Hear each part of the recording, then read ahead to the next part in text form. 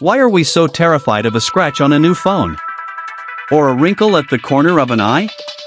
We live in a high-definition era, where we are sold the lie of the seamless.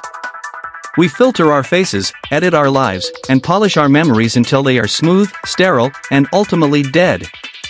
We treat our lives like museum exhibits, untouchable, unchanging, and terrified of gravity. But here is the paradox: perfection is a static state. It has nowhere to go. It is a dead end.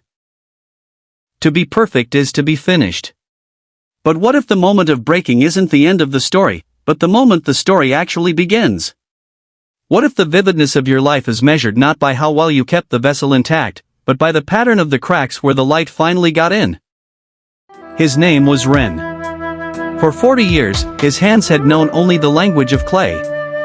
He was a master of the seamless style, pottery so perfect it looked like it had been breathed into existence rather than molded. But age is the ultimate vandal. A tremor had begun in Ren's right hand. A ghost in the nerves. One evening, as the sun bled crimson over the cedar trees, Ren reached for his masterpiece, a tea bowl intended for the emperor. It was thin as a dragonfly's wing, translucent, flawless.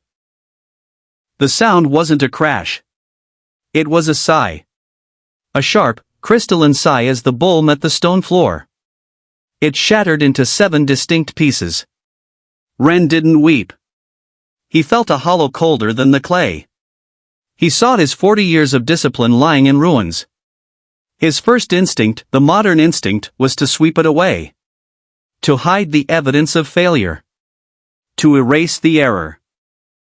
But as he held a jagged piece, he noticed something. The break hadn't followed a random path. It had followed the hidden stresses of the kiln, the internal will of the clay that he, in his quest for perfection, had tried to suppress. The bowl was showing him its true skeleton. He began the ritual of Kintsugi. Not to repair, but to reimagine. He didn't use transparent glue to hide the seams. He mixed the lacquer with gold. Each shard was treated like a sacred relic. As he joined the pieces, the gold didn't mask the trauma, it illuminated it. The bowl was no longer a symbol of the seamless. It was a map of a catastrophe. When Ren held the finished piece, he realized the bowl was now stronger at the fractures than it had ever been in its original state. The vulnerability had become the infrastructure. It was no longer a mass-produced ideal, it was a biography of a moment. What Ren discovered is the heartbeat of Wabi-Sabi. It is a worldview that finds beauty in the imperfect, impermanent, and incomplete. It is the aesthetic of the in-between. On one hand, Western classicism, rooted in Plato, strives for the ideal. It suggests that there is a perfect version of a thing, and any deviation, any decay, is a tragedy. This leads us to a war against time. We use Botox, we use filters, we use steel and glass, all to deny the fact that things fall apart. On the other hand, Wabi-Sabi embraces entropy. It suggests that nothing is finished, nothing is perfect, and nothing lasts. But rather than leading to nihilism, this leads to a profound intimacy. If a tea bowl can last forever, it is an object. If it can break, it is a living companion. Consider the concept of Amor, Fati, love of fate, versus nihilism. The nihilist says, everything decays, therefore nothing matters. The Wabi-Sabi practitioner says, everything decays, therefore this moment is agonizingly precious. The golden repair of Kintsugi teaches us that the self is not a static object.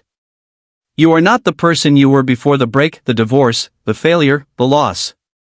To try to go back to being whole is a denial of your history. The philosophy here is ontological honesty. When we hide our scars, we lie about our existence. When we gild them, we transform a victimhood into an architecture. How does this help you on a Monday morning when your project fails, or you look in the mirror and see a version of yourself you didn't authorize? We are all master potters of our own egos. When life drops us, we spend months trying to find the superglue of denial. We want to look like we never broke. We want to be fine. But if we accept the Wabi-Sabi perspective, the reframing is this.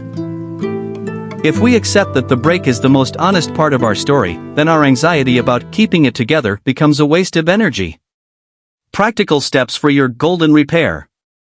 1. Stop hiding the seams. In your relationships and work, admit where the fracture happened. Authenticity is the gold lacquer. 2. The 3-year rule. Look at a failure from 3 years ago. Notice how that catastrophe created the space for the person you are now. That was the kiln. 3. Find the patina. Value things that show their age, the leather of a bag, the creases in a book, the lines on a face. They are proofs of time well spent. If we accept impermanence, then the pressure to be perfect vanishes. You are allowed to be a work in progress. You are allowed to be a repaired version of yourself. The bowl was broken. That is a fact. But the bowl is now legendary. That is an act of will. Your vessel was never meant to be a vacuum-sealed container for a static soul. It was meant to be a record. A canvas. A witness to the gravity of being alive. Do not fear the fracture. Do not mourn the gloss of your youth or the perfect plans that shattered. The beauty is not in the absence of cracks. The beauty is in the gold that lives inside them.